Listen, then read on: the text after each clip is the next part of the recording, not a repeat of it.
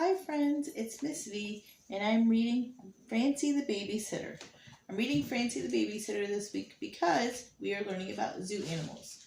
Unfortunately, I do not have any books about the zoo, so we are reading about animals who sometimes live in the zoo.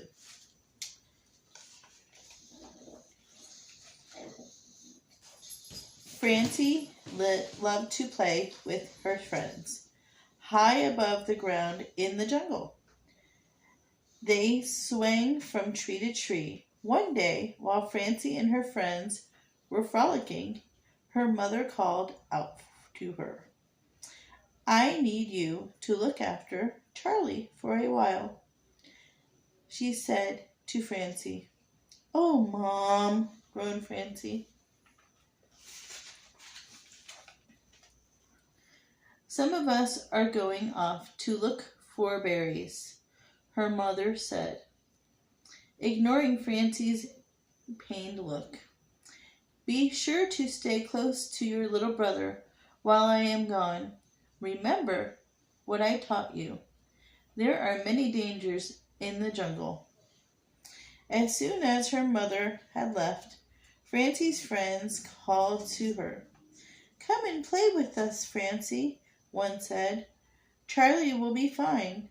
We can keep an eye on him from over here."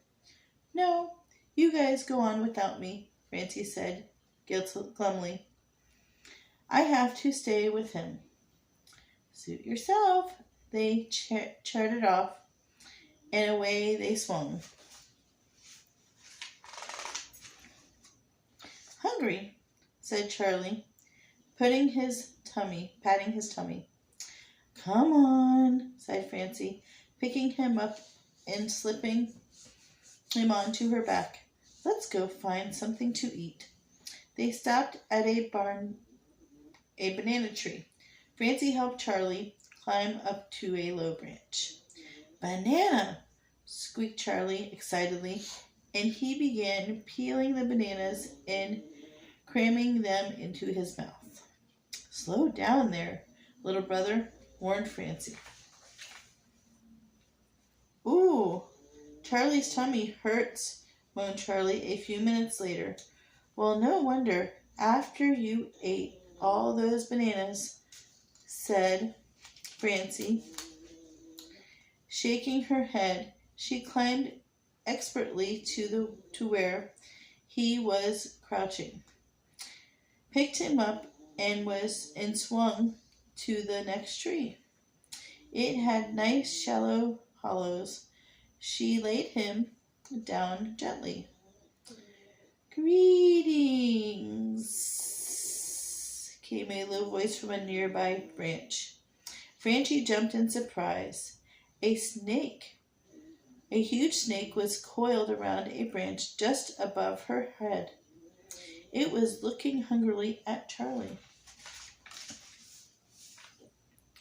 "I see that your friends are way over there," said the snake with a sly smile. "Why don't you go play with them while I sing this little one to sleep?" Francie thought that thanks, but he's probably too much trouble for you, she replied.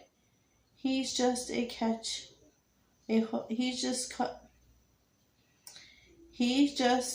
a whole bunch of poisonous berries.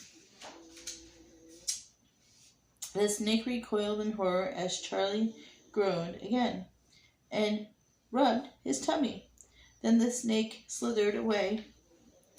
Francie breathed a sigh of relief. "That was close," she said to Charlie. "Tell me all better," said Charlie brightly. He began to pull himself along the branch. Then he swung onto a huge leaf and waved playfully at Francie. Boom! He fell to the ground. "Charlie, okay?" he said, smiling up sweetly at his sister. "That's great," she replied, "but I sure will be glad when—" "Mom!" She broke off suddenly, listening. The leaves seemed to have stopped rustling. The forest was silent. It was too silent. With a sudden burst of speed, Francie swooped down from the branch. Hanging on with one strong arm, she scooped up her little brother with the other, just as a leopard pounced with a ferocious snarl.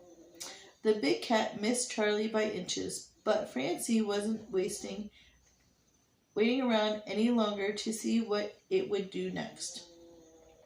Quick as a flash, she swung her brother onto her back and was off through the trees, swinging carefully from branch to branch, carrying him to safety.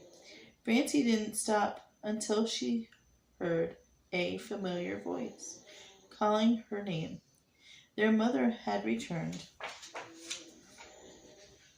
That night, as Francie's mother rocked Charlie in her arms, she whispered, "I am so proud of you, Francie. By being responsible today, you saved your brother's life." "Thanks, Mama," Francie whispered back. "I'd really rather play with my friends than babysit Charlie, but I do love him a lot." She looked over at her little brother. He was sound asleep. And there's some facts about chimps, but maybe we'll read them next time. Bye, friends. Thank you for enjoying Francie